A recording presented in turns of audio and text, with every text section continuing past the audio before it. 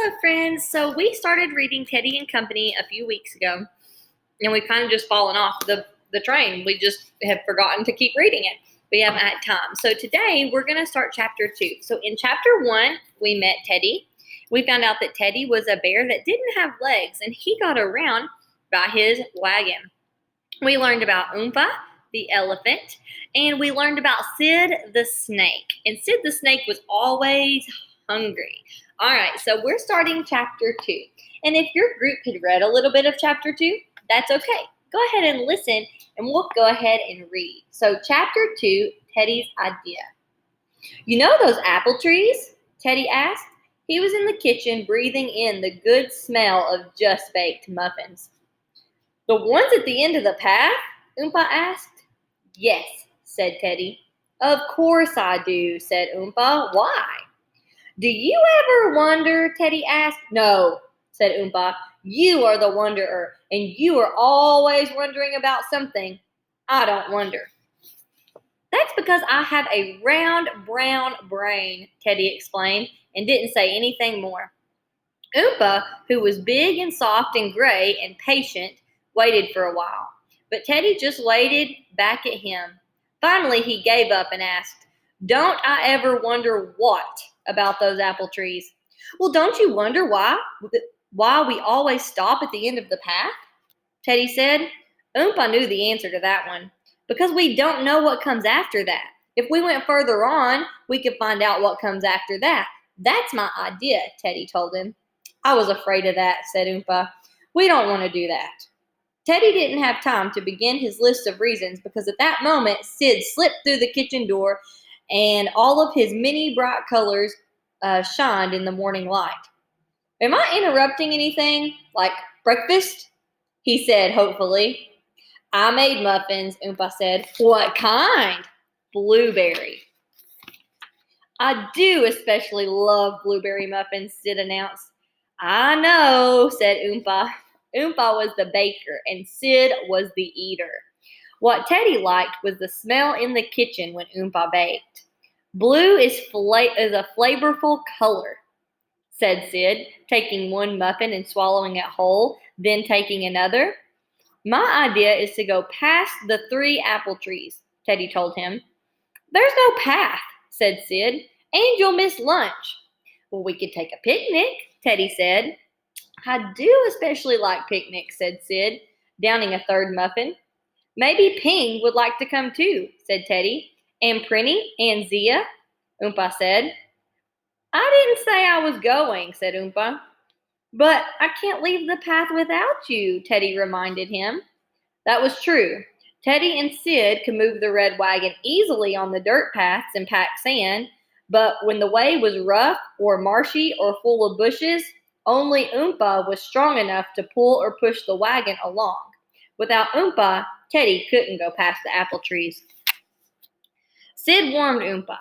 If Ping comes, and Prinny and Zia, and if there's a picnic, you'll need to make more muffins. I don't think I want to go beyond the apple trees, Oompa said. Well, you could still make more muffins. You could make muffins, and we could have a picnic under the beech tree, Sid suggested. Because Sid had his burrow down among the beech roots, he considered it his own personal tree. But don't you wonder, Teddy asked, what happens after the apple trees? Probably nothing to eat, Sid told him. But I want to find out for sure. I want to know, said Teddy. Well, said Oompa, whatever happens, Sid's right. We'll need more muffins. And you two better wait outside. He pushed Teddy's wagon out into the bright sunlight, and Sid followed them after he'd taken the last blueberry muffin and swallowed it. Outside, the grass shone green and the sky shone blue. At first, Teddy and Sid stayed still to blink away the brightness. They breathed in the salty air and listened to the little waves.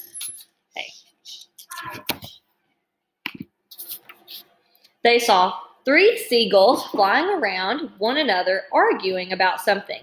And then Teddy said, Hey, you could tell Ping about my idea. It's a long way to Ping's cave and uphill, Sid said. He turned to look at the rough, rocky hillside and protected everything and everybody from bad weather when he came down from the north. Some thick, low bushes grew among the boulders on the hillside, and many little gullies waited for rain to fill them. Ping's cave was partway up the steepest bit between two boulders. That was the way Ping liked to live, in a cool, shady place where it would be too much work for anyone to bother him for a visit. Ping will want to know about it, Teddy said. To visit Ping's cave that sunny morning, it's a tongue twister. Sid slid around behind Zing's pink house and up the hill. He slithered around rocks and bushes, across gullies, going up, up, up until he arrived at Ping's doorway. Sometimes Ping pretended not to hear visitors knocking, so Sid pushed the door open and went right in. Knock, knock, said Ping's voice coming from the shadowy corner. Did I hear anybody knocking? Teddy has an idea he wants to tell you about, Sid said. If he wants to tell me something, he can come where I am, said Ping. No, he can't, said Sid, which was true. Huh, said Ping, because he already knew that. You should come. If I have to, Ping said. He waited for Sid to politely tell him, of course you don't have to, but insisted. Sid said, let's go. Sid was ready for the picnic lunch, or at least a snack. Sid slithered and Ping waddled, and eventually they arrived at the red house where Teddy was waiting for them in his red wagon with an idea that was ready to be told. In his most excited and persuasive voice, Teddy said, we could go beyond the end of the path, past the apple trees, and see what comes after. Ping didn't like Teddy's idea. He didn't like it one bit. He didn't like anything about it. Ping was made of all wood, so it was awkward for him to turn from one side to another. Also, it was hard for his wooden brain to change the way he thought about something. He looked over one shoulder and then turned stiffly to look over the other shoulder to see trouble. Trouble was always on its way, and Ping was not surprised when it arrived. He looked at the path that led through the grass to the apple trees. He couldn't see the trees, but he knew they were there at the end of the path. He explained to Teddy, if you've never been someplace before, you don't know where it is. When you don't know where someplace is, you are lost. Oh no, cried Oompa, who hadn't thought of this. I don't want to be lost, he told Teddy. Teddy thought about that. He said, if we always keep the sea to the left, getting lost can't happen. That's all right then, Sid told Ping. You don't want to see how far the sea goes, Ping pointed out. That's why I want to go past the apple trees, Teddy said, to find out.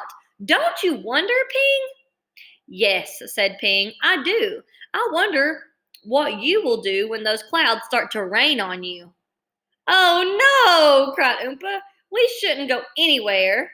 Teddy, we could have our picnic right here, close to shelter.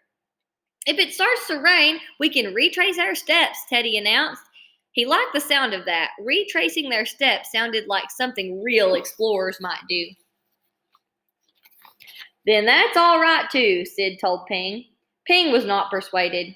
You can go if you want to, but I do not want to, and I won't. Oompa is baking muffins for the picnic, Sid reminded him, but Ping was on the watch for trouble, not muffins. You better take umbrellas, he warned them, and waddled woodedly back to his cave. I don't have an umbrella, Sid called after him. It's not gonna rain, called Teddy. Ping ignored both of them. All right, that was chapter 2. So you are going to get on Canvas and complete the questions that go along with chapter 2. I'm excited to see how you listen. This story's getting good. I'm excited to see if they go past the apple trees. See what happens.